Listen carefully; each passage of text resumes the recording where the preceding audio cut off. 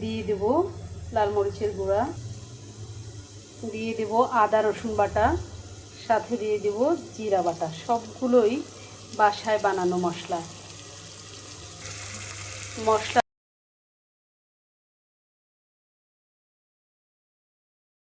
লোট্টা মাছ রান্না করার জন্য আমি গরম তেলে পেঁয়াজ কুচিগুলো ভেজে নিয়েছি। এখন দিয়ে দেব হলুদ,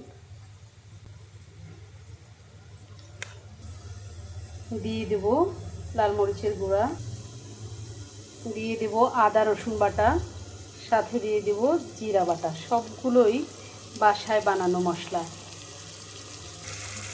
মশলাগুলো যাতে পুড়ে না যায় সেজন্য দিয়ে দিচ্ছি সামান্য পানি। দিয়ে দেব সামান্য একটু গোলমরিচের গুঁড়া। যেহেতু এটা সামুদ্রিক মাছ, একটা গন্ধ আছে। দিয়ে দেব ধনিয়া গুঁড়া, দিয়ে দেব লবণ,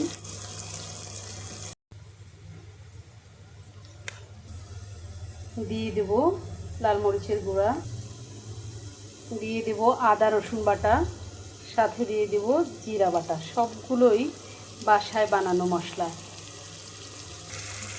মশলাগুলো যাতে পুড়ে না যায় সেজন্য দিয়ে দিচ্ছি সামান্য পানি।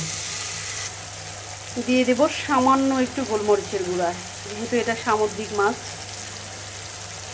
একটা গন্ধ আছে।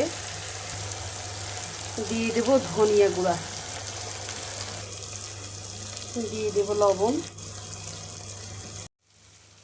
বেশ কিছুক্ষণ মশলাটা ভালোভাবে কষিয়ে নেব, কারণ লোট্টা মাছটা এমনিতেই অনেক নরম। এই জন্য মশলাটা ভালোভাবে কষিয়ে সামান্য পানি দিয়ে মাছগুলো এর মধ্যে দিয়ে দেব। দিয়ে দিলে রান্নাটা কমপ্লিট হয়ে যাবে। নামিয়ে নেওয়ার আগে কাঁচামরিচটা দিয়ে দেব।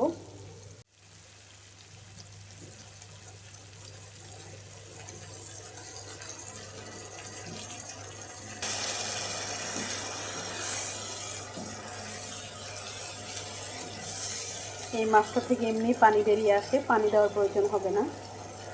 যদিও আমি মশলা কষানোর সময় একটু পানি দিয়ে নিয়েছি,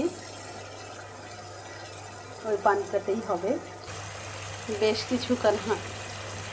বেশ কিছুক্ষণ রান্না করে নেব এখন।